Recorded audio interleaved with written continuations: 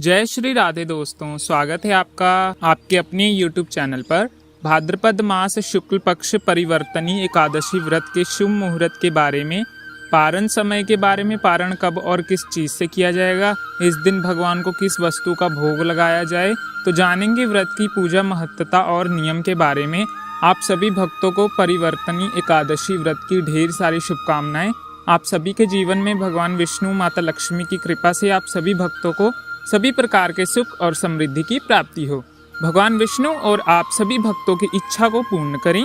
इसी प्रकार से ज्ञानवर्धक जानकारियां प्राप्त करते रहने के लिए, व्रत पूजा के बारे में जानने के लिए, कथाएं सुनने के लिए हमारे चैनल पर अगर आप पहली बार आए हैं तो चैनल को सब्सक्राइब कर लें। साथ में बेल आइकन की घंटी को भी दबाएं ताकि आने वाली वीडियो की नोटिफिकेशन आपको समय से मिलती रहे। वीडियो को लाइक करें, कमेंट में भगवान विष्णु की जय जरूर लिखें।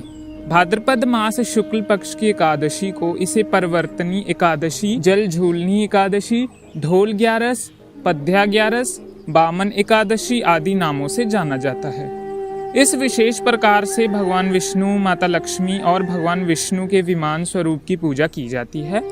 इस दिन भगवान विष्णु अपना अंग परिवर्तन करते हैं, इस कारण से इसे परिवर्तनीय एकादशी के नाम से जाना जाता है। और इसी एकादशी पर इसी दिन भगवान विष्णु ने बामन रूप धारण करके राजा बलि से 3 पग भूमि दान में मांगी थी। इसी कारण से इसे बामन एकादशी के नाम से भी जाना जाता है। इस दिन भक्त सच्ची श्रद्धा के साथ, नियम और निष्ठा के साथ बामन एकादशी या परिवर्तनीय एकादशी का व्रत धारण करते हैं और इस व्रत के प्रभाव से नीच महापापियों का भी उद्धार हो जाता है। इस व्रत को धारण करने वाले को अश्वमेध यज्ञ के समान पुण्य फलों की प्राप्ति होती है। इस एकादशी को त्रिलोकी भगवान की पूजा एवं दान तथा रात्रि का जागरण, अक्षय पुष्प और महामल फल देने वाला है। इसको करने वाला एवं कथा आदि श्रवण करने वाले को स्वर्ग और मुक्ति की प्राप्ति तो निश्चिंत है। आइए जानते हैं परिवर्तनीय एकादशी व्रत के शुभ मुहूर्त के बारे में। एकादशी तिथि प्रारंभ समय 13 सितंबर 2024 दिन शुक्रवार को रात्रि 10:32 और एकादशी जो कि समाप्त होगी 14 सितंबर 2024 दिन शनिवार रात्रि 8:43। तो हमें शुद्ध रूप से एकादशी के व्रत के लिए सूर्य उदय व्याप के अनुसार जो समय प्राप्त हो रहा है, तो सभी भक्तजनों को 13 सितंबर को दशमी के दिन नियमों का पालन करेंगे। 14 सितंबर 2024 दिन शनिवार को एकादशी का व्रत धारण करेंगे और व्रत का पारण 15 सितंबर रविवार के दिन किया जाएगा। एकादशी व्रत का पारण हरिवासर का समय समाप्त होने के बाद ही करना चाहिए। हरिवासर का समय द्वादशी तिथि का पहला चौथाई हिस्सा हरिवासर का होता है। तो द्वादशी तिथि की जो समाप्ति है वह 15 सितंबर 2024 दिन रविवार को शाम 6:14 पे द्वादशी तिथि की समाप्ति होगी।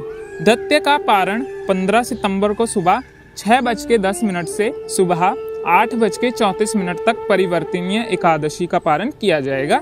इस व्रत का पारण कुष्मांडे पारम, जिसे कि बहुत से जगहों पर भुआ के नाम से भी जानते हैं, जो इस व्रत का पारण है। ये संभव ना हो तो आप जल या फल से व्रत का पारण करें। एकादशी तिथि के दिन ब्रह्म मुहूर्त का जो समय रहेगा वह 14 सितंबर को वह समय सुबह 4:33 से 5:19 के बीच तक रहेगा। सूर्य उदय का जो समय है वो 5:44 से और सूर्य अस्त शाम 6:20 पर होगा। राहु काल का समय 14 सितंबर को सुबह 8:40 से सुबह 10:20 तक होगा। इसीलिए आपने राहु काल के समय पूजा अर्चना नहीं करनी है, इसीलिए आपने ब्रह्म मुहूर्त में ही उठकर एकादशी व्रत का संकल्प और पूजा अर्चना कर लेनी है। और 15 सितंबर को शाम 4:29 से शाम 6:10 तक राहु काल के समय रहेगा। इस दौरान कोई भी शुभ कार्य या नया कार्य नहीं करना चाहिए। इस बात का ध्यान रखें। 14 सितंबर को योग जो कि शोभन योग होगा इस दिन शाम 6:10 तक। उसके बाद अतिगंड योग होगा। इस दिन सर्व सिद्धि योग बन रहा है और रवि योग भी बन रहा है। सर्व सिद्धि योग जो कि रात्रि 8:32 से शुरू होकर के अगले दिन सुबह 6:06 तक होगा और रवि योग का समय सुबह 6:06 से सुबह 8:32 तक होगा। इस दिन नक्षत्र जो कि उत्तराधाई नक्षत्र होगा वो रात्रि 8:32 तक होगा। उसके बाद श्रवण नक्षत्र होगा। तो इस भगवान का पूरे विधि विधान के साथ गंध, पुष्प, दीप आदि से पूजा अर्चना करनी चाहिए। नैवेद्य आदि अनेक प्रकार के अर्पित करने चाहिए। दूध से बनी हुई वस्तु हो, अभी के मौसम में मिलने वाले ऋतु फल आदि हों, वह भगवान को अर्पित करने चाहिए। इस दिन भगवान को विशेष करके जो कि काले तिल चढ़ाएं और तुलसी दल अवश्य ही अर्पित करें। परंतु याद रखें, आपने एकादशी के दिन तुलसी के पत्ते नहीं तोड़ने हैं। आप एक दिन पहले ही तुलसी माता से पत्र तोड़ के रख लें। इस दिन विष्णु जी को अक्षत नहीं चढ़ाया जाता, इस बात का ध्यान रखें। अक्षत की जगह उन्हें काले तिल अवश्य ही अर्पित करने चाहिए। निवेद्यता आदि का जब भी आप प्रसाद का भोग लगाते हो तो तुलसी दल डालकर ही भगवान को भोग लगाना चाहिए। निवेद्य का भोग लगा करके जल से आचमन कराइए। मुख शुद्धि के लिए पान, पत्र, सुपारी, लौंग, इलायची के साथ में अर्पित करें। द्रव्य दक्षिणा से ढाई और फिर परिवर्तन एकादशी वामन व्रत का कथा श्रवण करनी चाहिए। भगवान की आरती करनी चाहिए। इस प्रकार से एकादशी के दिन भगवान का पूरे विधि विधान के साथ पूजन करें, कथा श्रवण करें और रात्रि में जागरण करें। और अगले दिन जाकर के सुबह स्नान करके शुद्ध वस्त्र धारण करें।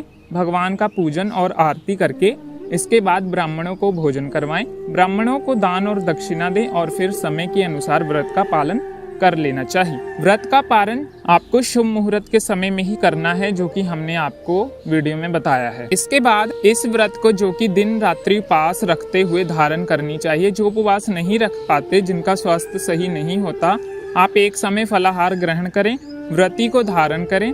व्यक्ति को व्रत के दौरान किसी के ऊपर क्रोध नहीं करना चाहिए। किसी के प्रति अपने मन में ईर्ष्या या द्वेष का भाव नहीं लाना चाहिए। ब्रह्मचर्य का पालन इस दिन जरूर करें।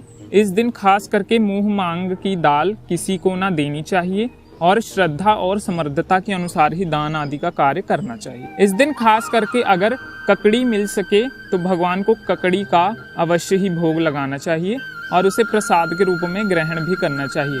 और इस दिन जहाँ तक हो सके साधारण वातावरण में रहना चाहिए। इससे भगवान अपने भक्त पर अति प्रसन्न होते हैं और अपना कृपा वरदान करते हैं। आशा करता हूँ कि ये जानकारी आपको अच्छी लगी हो, तो वीडियो को लाइक जरूर करें।